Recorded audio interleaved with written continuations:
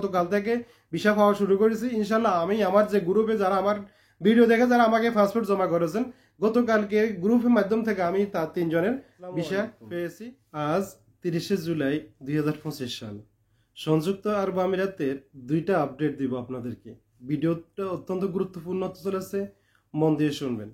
তার আগে একটা কথা বলবো, সেটা হচ্ছে যারা আমার এই ভিডিওগুলো ফেসবুক থেকে দেখতেছেন বা ফেসবুক গ্রুপ থেকে যারা দেখতেছেন, অবশ্যই আপনারা আমার ইউটিউব চ্যানেল সাবস্ক্রাইব করে রাখবেন। এই ভিডিওতে আপনারা ইউটিউব চ্যানেল লিঙ্ক পাবেন, কারণ আমার এই ফেসবুক এবং গ্রুপ ইঁদুরের চোখ পড়েছে। যে কোনো মুহূর্তে ইঁদুর আমার ফেসবুকটা নষ্ট করে দিতে পারে। এবং যারা আমার ভিডিওগুলো আপনার গুরুত্ব সহকারে দেখেন ফেসবুক থেকে, অবশ্যই দ্রুত আপনি এখন আমার চ্যানেলটি সাবস্ক্রাইব করে রাখবেন, কারণ যে কোনো মুহূর্তে ফেসবুক ইঁদুরে খেয়ে দিতে পারে, তখন আপনারা আমাকে আর পাবেন না। তখন আপনি ইউটিউব থেকে আমার ভিডিও দেখতে পারবেন। এখন যদি ফেসবুক থেকে দেখেন তাহলে দেখতে থাকুন, পরবর্তী আপনারা আমাকে ইউটিউব থেকে দেখতে পারবেন। প্রিয় ভিউয়ার্স, সংযুক্ত আরব আমিরাতের বর্তমান যে 2টা আপডেট রয়েছে, তার মধ্যে একটা আপডেট রয়েছে আপনাদের জন্য বিশেষ সুখবর আপডেট, আরেকটা হচ্ছে যে আপনাদের দুঃখের আপডেট। তো দুঃখের আপডেটটা কি, আমরা আপনাদেরকে গত যে ইমিউনিটি গেছে বা সাধারণ ক্ষমা গেছে, এই সাধারণ ক্ষমার মধ্যে আমরা আপনাদেরকে বারবার রিকোয়েস্ট করেছি, হইলে বৈধ হয়ে যান, না হলে আপনি দেশে চলে যান। দুটোতে একটা করেন, দেশে চলে গেলে আপনি আবার রিটার্ন আসতে পারবেন, আর বৈধ হলে এখানে থাকতে পারবেন। কিন্তু আপনারা এই কথাটাকে কেউ গুরুত্ব দেন নাই, কেউ এটাকে মনোযোগ দেন নাই। যদি মনোযোগ দিতেন, গুরুত্ব সহকারে দিতেন, তাহলে সংযুক্ত আরব আমিরাতে যতগুলো আমরা প্রবাসী আছি, তার মধ্যে যেগুলো অবৈধ হয়েছে আমরা অর্ধেকের বেশি বা অর্ধেকের কম এর মধ্যে ছিলাম। তাহলে এই মিনিস্ট্রির মধ্যে যারা বৈধ হয়েছেন, তার সংখ্যা অনুপাতে আপনারা 3% বৈধ হয়েছেন, বাকিগুলো অবৈধ রয়ে গেছে। আপনারা নিজের মতো করে নিজের অবস্থান ছিলেন। সংযুক্ত আরব আমিরাতের সরকার আপনাদেরকে দুইবার সময় দিয়েছে, 2 মাস 2 মাস করে 4 মাস আপনাদেরকে সময় দিয়েছে বৈধ হওয়ার জন্য। যারা বৈধ হন নাই, আপনাদের কারণে সংযুক্ত আরব আমিরাতের ভিসা কিন্তু খুলতেছে না। এখন আবার নতুন করে আপনাদের জন্য আবারও চালু করা হয়েছে, চেক চালু করা হয়েছে। আপনার যদি এই চেকের মধ্যে ধরা খেয়ে যান, তাহলে আপনাকে 10,000 দিরহাম এবং কি জেল এবং নিজের টাকায় টিকিট সম্পূর্ণ পরিশোধ করে আপনাকে সংযুক্ত আরব আমিরাত ছেড়ে দিতে হবে।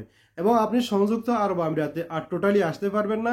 জিসিসি যে কান্ট্রি যেগুলো রয়েছে, ওই জিসিসি কান্ট্রি তো আপনি যেতে পারবেন না, কারণ আপনি এদেশের সরকারের আইনকে আপনি অমান্য করেছেন, নিজে খামখেয়ালি করেছেন। এই জন্য আপনার জন্য এই সাজা নির্ধারণ করা হয়েছে। যদি সংযুক্ত আরব আমিরাত থাকতেন চান, তাহলে আপনি আপনার সেফটি নিয়ে থাকুন। আপনি সেফটি যদি না নিয়ে থাকেন, তাহলে আবার যে কোনো মতো ধরা পড়বে, তাহলে আপনার জন্য এই শাস্তি বাধ্যতামূলক, আপনাকে ছাড় দেওয়া হবে না। দ্বিতীয় যে আপডেটটা, সেটা হচ্ছে যে যারা এই মুহূর্তে ভিসা রিনিউয়াল করতে যাচ্ছেন, বাংলাদেশের পাসপোর্টধারী যারা, বিশেষ করে যারা আপনাদেরকে আমি বলতেছি, যারা ভিসা রিনিউ করতে যাচ্ছেন বা ভিসা ক্যান্সেল করতে যাচ্ছেন, আপনাদের যে ট্রাফিক ফাইন, যেগুলো ট্রাফিক ফাইন বলতে যারা গাড়ি চালান তাদেরও ফাইন আছে, এবং যারা আমাদের মতো সাধারণ লেভেল রোডে চলাফেরা করেন রোডে, তাদেরও কিন্তু ফাইন আছে, ট্রাফিক ফাইন। আপনাকে অবশ্যই ওই ট্রাফিক ফাইন যেগুলো আছে, এগুলো আপনাকে অবশ্যই করতে হবে, আপনাকে জমা করতে হবে। তারপরে যা আপনি ক্যান্সেল করতে পারবেন, তারপরে আপনি রিনিউয়াল করতে পারবেন, না হলে আপনি কোনোটা কিছু করতে পারবেন না। বলতে পারেন আমার ট্রাফিক আইন আমার কই থেকে আসবে, ট্রাফিকের যে ফাইনগুলো, আপনি যে রোড ক্রস করেন, আপনি যে মাঠঘাটে যান, আপনি জেব্রা ক্রস যেগুলো করে থাকেন, বিভিন্নভাবে আপনি রোডে মাঝখান দিয়ে চলাফেরা করেন। আমরা তো বাংলাদেশের মানুষ, আমাদের ক্ষমতা সবসময় বেশি থাকে।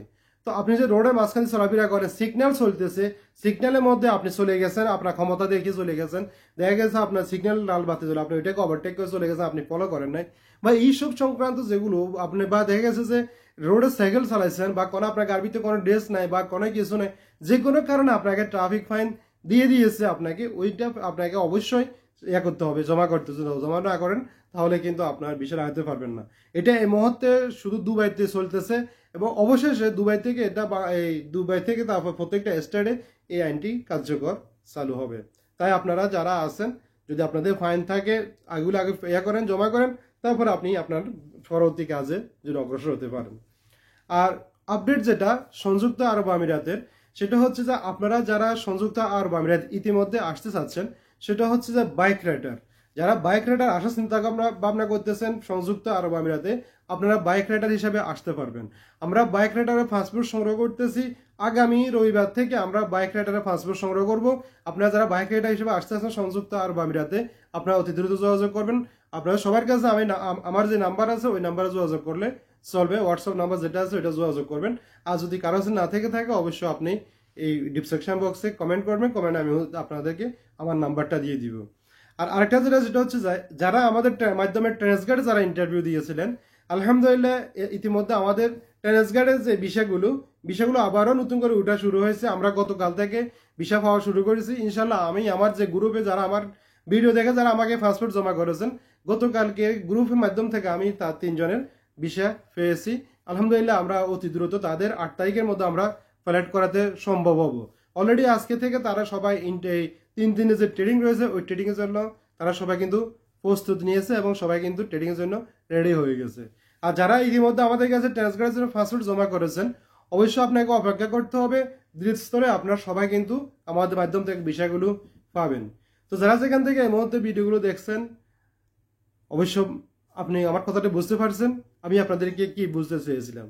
আর আরেকটা বর্তমানে গুজব চলতেছে, কিছু ব্যক্তি আছে তাদের কাছে নাকি এই দেশের সরকার ইমেল করেছে ভিসা কবে চালু হবে। দেখেন ভাই, এই দেশে এই মুহূর্তে আপনাকে মেনল্যান্ড ভিসা যেগুলো রয়েছে, ফ্রিজনে ভিসা শুধু ট্রান্সগার্ড হচ্ছে ফ্রিজন, আর মেনল্যান্ড যে বিষয়গুলো এখানে টোটালি কোনো মেনল্যান্ডে কোনো ভিসা হচ্ছে না। এবং সেটা কবে হবে, হবে কি না, চালু হবে না হবে, এটা নিয়ে বিস্তারিত কোনো এখন পর্যন্ত এই দেশের সরকারের মুখ থেকে কোনো টোটালি গ্রিন সিগন্যাল বলেন আর ইয়েলো সিগন্যাল বলেন বা রেড সিগন্যাল বলেন, কোনোটাই নেই কিন্তু নাই।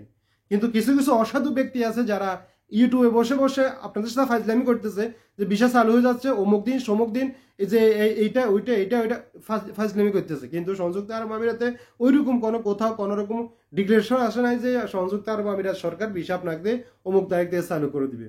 এটা সম্পূর্ণ গুজব, ভিত্তিহীন। আপনারা ওইদিকে কান না দিয়ে অবশ্যই আপনি আপনার মতো সচেতন থাকবেন, কিন্তু আপনি রেডি থাকেন।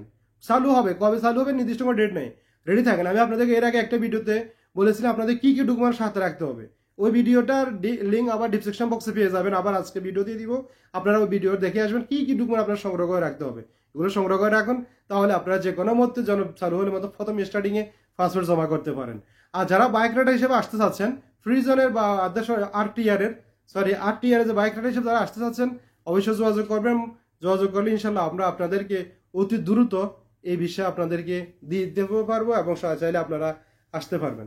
আর বাইক রাইডার আসতে হলে আপনার বয়স ন্যূনতম 22 বছর হতে হবে, আর আপনার কাছে এসএসসি সার্টিফিকেট থাকতে হবে এবং এই শিক্ষা যোগ্যতা দিয়ে আপনাকে আসতে হবে। আর ভাষার মধ্যে আপনাকে হিন্দি, ইংলিশ, মোটামুটি ইংলিশ জানতে হবে এবং হিন্দি মোটামুটি জানতে হবে। আর আরবি তো না জানলেও চলবে, সমস্যা নাই, কিন্তু আপনাকে তারপর কিন্তু আরবি কিছুটা জানিয়ে রাখতে হবে। এগুলো যদি আপনার কাছে থাকে তাহলে আপনি ইন্টারভিউর মাধ্যমে ফিট হবেন এবং ইন্টারভিউর মধ্যে ফিট হলে আপনি এদেশে আসতে পারবেন, কোনো সমস্যা নাই। ভালো থাকবেন, সুস্থ থাকবেন। পরবর্তী ভিডিও দেখা হবে। আল্লাহ হাফেজ। আসসালামু আলাইকুম রহমতুল্লাহি ওয়া বারাকাতুহু।